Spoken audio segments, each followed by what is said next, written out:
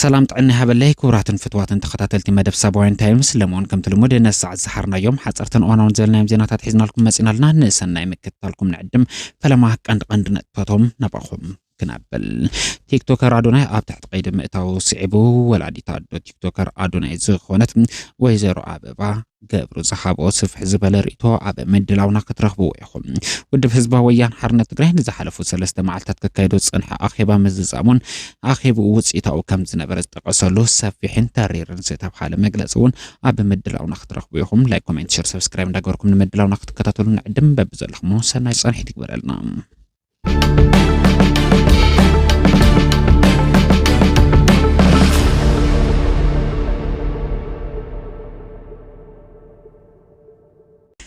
بقتلته ميرون مبرهاتو طفاتنيا زتبخاله تخصصي بعد ملك عصنو مع 10 قصع توسينو ما خلا بيت فردي زوبا مقله بجبن قتلت ميرون مبرهاتو طفاتنيا نزبولو تخصصي بلاي صقاي بعد ملك عصنو مع 10 قصع وسانه محلافو تغليصلو بيت فردي تخصصي بلاي صقاي نتجبن بليت تفصمو مخانو نزفصمو جبن كحب مفتانو كم مخبد قصعته موسادو طريسلو بيت فردي زوبا مقله ولا قا تخصصي الله نزبلم ناي قصعت مقله لمرداتا نخقرب تدغاغام قصراتات كهبن تصنحم نتوم مرداتات كمص بزي مخالم ناي قصعات وسانن محابه نلو مكلته تحساس 2018 عام تمرته بعقوصاصرا ز قصر حيبو نيريوم بيت فرد زوبا مقله بعلت 21 تقمت 2018 عام تمرته اب زغبرو مقابيا تخصصي بلاي صقاي بعلت 18 لكاتيت 2015 عام تمرته ليتي اب كتما مقله كبابي نبر من نخرم ناي فقري محازو زخونت ميرون مبرحتم بخبيد بمقام كاب باجاج بمدبراي هوتا كحلف بمقبارو طفاتنيا كم زبلو ززكاريوم بز مسرت لما عند كلته تحساس 2018 عام تمرت بعقوصاصرا قزم طفاتنيا تبخايلو وسانه زيت محلالفلو تخصصي بلاي صقاي بعد ملكع قصع وسانه كم زيت حلالفه تغليصلو مدرخ العلو تمرر حود بحوحاته تزازيبو نزحلفو 3 معالتات كايد صنحه مدرخ العلو تمرر حود بحوحاته بماخلاي كوميتي ابز قربه جمجمه فصاصمه وسانتات مبل 14 ودباو قبعين قصال انفتات بعمقت ساتيو بمصرغه كم زازمه تحبيرلهم بيت صحفت اتودب كم زحبرو اب افصاصمه وسانتات مبل 14 ودباو قبعين سرحت وشت او ودبات عملكتم اب زكايدو مليت اب 2017 عام تمرت بوسانه تساتفو اتي عميق تمكرو قارسي زوننه حزبنا مستي سلطان غزياو ممحدار تግራይ ተቆናጢጡ አንጻር ኩሎም ብሔራዊ ረብሓታት ህዝብ ትግራይ ዝሰርሕ ዝነበረ ጉጅለ ብሔራዊ ክሕደት ዝተገበረ ሰላማዊ ፖለቲካዊ ቃልሲ ውጽኢታው መንባሩ ደምዲሙ ክብል እቲ ዝወጽ ሓበሬታ ያመላኽት ኣብ ፖለቲካዊ ጉዳያት ብዕምቀት ካብ ዝተዘተየሎም ጉዳያት ሓደ ዛጊድ ዘሎ ምዕባልታ ስምምዕነት ፕሪቶሪያ ከም ዝኾነ ዝገለጸ ሓበሬታ ህዝብ ትግራይን ሕወሓትን እቲ ስምምዕነት ክፍጸምን ናብ ዘላቂ ሰላም ከሰቃቀር ካብ ልክዕን ዓቐብ ብትዕግስቲ ይሰርሑ ከም ዘለዎ ብምዝታይ መንግስቲ ኢትዮጵያ ግን ነቲ ስምምዕነት ብምጥሓስ ኣብ ልዕሊ ህዝብ ትግራይ ብዝተፈላለየ መልክዓት ዝገለጹ ሰላሕታዊ ጆኖሳይድ ይፍጸምሉ ክብል ካሲሱሎ ኣደራድርቲ ሃገራትን ዓለም ለኸ ማሕበረሰብን ኣብ ልዕሊ መንግስቲ ኢትዮጵያ ካብኦም ትጽቢት ዝግበር ጽዕንቶ ብዘይ ምግባሮም ድማ እቲ ስምምዕነት ኣብ ሓደጋ ወዲቑ ከም ዘሎ ከም ዝተገምገመን ብመሰረት ዝውን ጉዳይ ሕገ መንግስታዊ ሉዓላዊ መሬት ትግራይ ናብ ዋጋ ዕዳጋ ዝቐርብ ጉዳይ ከም ዘይኾነ ኣብ ትሕቲ ወረርቲ ዝነብር ህዝብና ሓራ ክወጽም ዝተመዛበለን ዝተሰደደን ወገናትና እውን ናብ መረበቶም ክምለሱ ተሓታትነት ጆኖሳይድ ክረጋገጽ ብኩሉ ዓቕሙ ክቃለስ ምዃኑ ትውድብ ጠቂሱሎ بمسارة وسان مبل 14 ودبوا ጉባኤ ዝተዳለወ ስራሕቲ ሪፎርም እቲ ውድብ ዛጊድ ዘለዎ ብርኪ ዝዘተየ ላዕለዋይ ኣመራርሓ እቲ ውድብ ዝተዳለወ መበገስ ሓሳብ ሪፎርም ኣብ ፈጻሚ ስራሕ ተዘቲሉ ናብ ማዕከላዊ ኮሚቴ ቀሪቡ ከም ዘሎን ናብ በብደረጃ ዝርከቡ ኣመራርሓን ኣባላትን ብምውራድ ብዝተወደበ ናይ ሓፋሽ ምንቅስቃስ ከም ዝዝተየሎም ከም ዝተመያየጡን ተሓቢሩሎም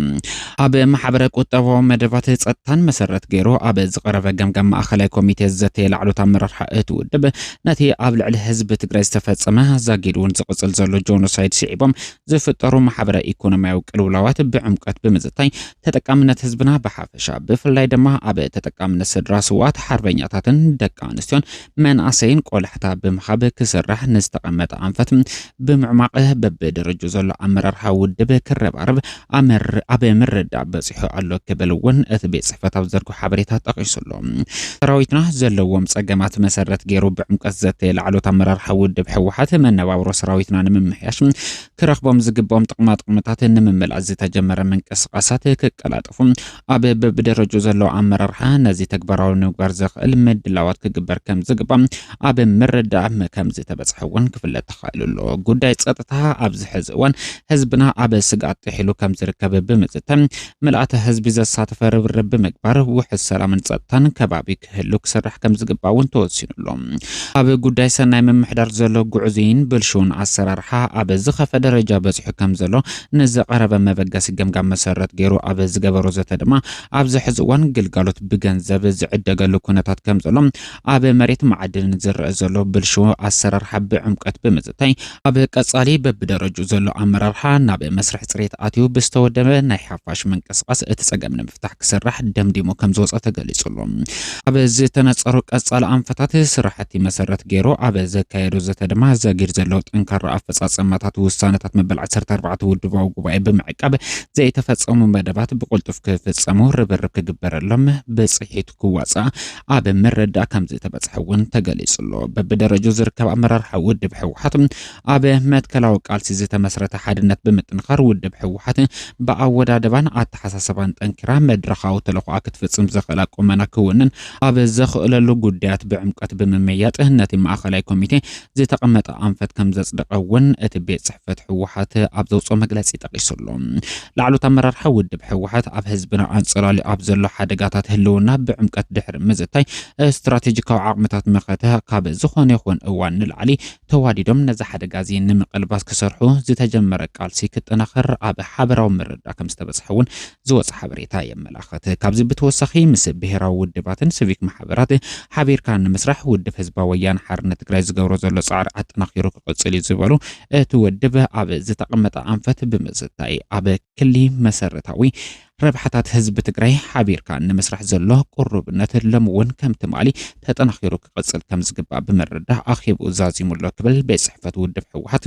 ኣብ ዝዘርግሖ መግለጺ ጠቒሱሎም ቲክቶከር ኣዶናይ ኣብ ትሕቲ ቀይዲ ምእታው ስዒቡ ወላዲት ኣዶ ቲክቶከር ኣዶናይ ዝኾና ወይዘሮ ኣበባ ገብሩ ምስ ቢቢሲ ቋንቋ ትግርኛ ኣብ ዝነበራ ጻኒሒት ምእሳር ወዳ ዋላ እኳ እንተደንገጻ ምንም ዓይነት ጥፍኣት ከም ዘይብሉ እርግጸኛ ስለ ዝኾንኩም ብዙሕ ኣይፈርሕን ክትበል ጠቒሳላ ወዴ ንብዙሓት ጽቡቕ ገይሩ እዩ ኣብ ኢትዮጵያ ምስ ዝኾነ ብሄር ኾነ ሃይማኖት ዘገራጭ ተግባር ኣይፈጸመን ኣከዳድኑ ጽፉፍ እዩ ብዝኾነ መንጽር ወደይ ጥፍኣተኛ ናብ ቤት ማእሰር ክወርደሉ ዝኽእል ዝኾነ ይኹን ገበን የብሉን ክብላ ገሊጸን ኣለዋ ፌደራል ፖሊስ ንቲክቶከር ኣዶናይ ኣብ ትሕቲ ቀይዲ ዘእተወሉ ምክንያት እንትነጽር ኣብ ሽልማት ቲክቶክ ንባህልን ስነ ምግባርን ህዝቢ ኢትዮጵያ